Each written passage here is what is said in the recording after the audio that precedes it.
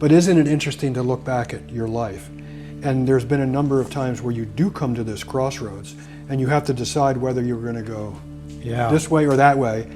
And you choose the way you go, and then it leads, and looking back, you say to yourself, boy, if I had gone that way, for me, would I have ended up here at Wooden Boat? Yeah. And I've said that to my son a number of times. You're going to come to those crossroads, and sometimes it's going to be a real difficult decision on which direction to take. You know, but don't always go down the middle of the road. Yeah. Take those chances, because when you take those chances, that's where those really cool opportunities exist. Yeah. And you do have to approach it with a positive attitude. Yeah. When I was leaving the West Coast, I mean, things fell apart for me over there, and I moved to the East Coast of Nova Scotia. And I hadn't done much with Bill Garden for a few years. We'd sort of had a bit of we were getting on each other's nerves, I think. Anyway, but he said, come on out to the island. And so I came out to the island, and we had dinner, and I showed him the picture of Nettie, who I was going to adopt then, and he was kind of floored by that. But he said, Paul, thing you got to remember, I said, I made a bit of a mess of my life here, Bill. It didn't really pan out the way I hoped it would. He said, Paul, everything's for the best. Even the bad stuff is for the best, because you learn stuff about yourself, and you move on. Yeah. You have to maintain that positive attitude, whatever situation you're in. Yeah. Here's a little sailboat. We looked at a motorboat a moment ago. Here's a small sailboat. It's only 16 feet long, but it's a heavy displacement boat. Displaces 1,400 kilograms, whatever that is, 3,000 pounds, something like that. This is a little boat. It's traditional construction. It's carvel on steam bent frames at a miniature scale.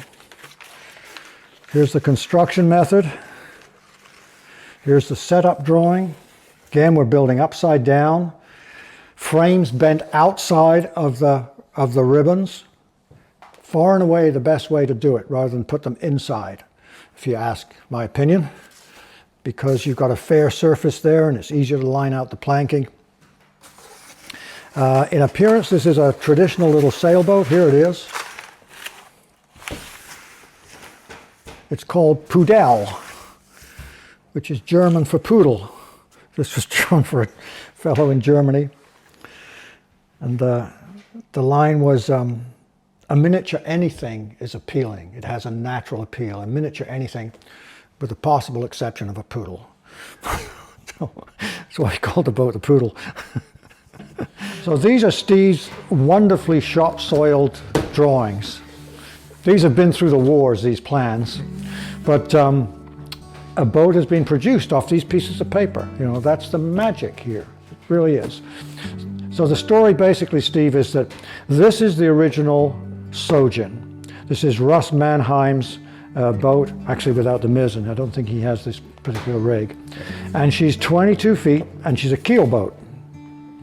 Now, after we drew this plan up, we did the smaller, shallow draft version, which is this plan here.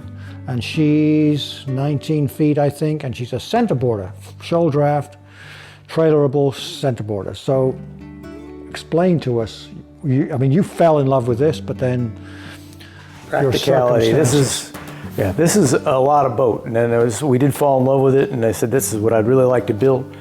Then reality hit. This is a 4,200 pound boat, and I think over 2,000 hours was his estimate, and probably a high level of skill. When he drew this one, it has the same hull shape, but it had potential. It was only 1,800 pounds, 1,200 hours, I believe. And I said, this is probably within my scope to build that. And I build models, so I built a model of it. And I said, this is really pretty nice. And then I put a little cabin on there, and I said, well, it can actually even handle the cabin, but it's still kind of stodgy. With that 8-foot beam on a 19-foot boat was, I thought, kind of big. So 10% stretch is pretty loud. Every designer pretty much says that's okay, as long as you don't mess with the other dimensions on it.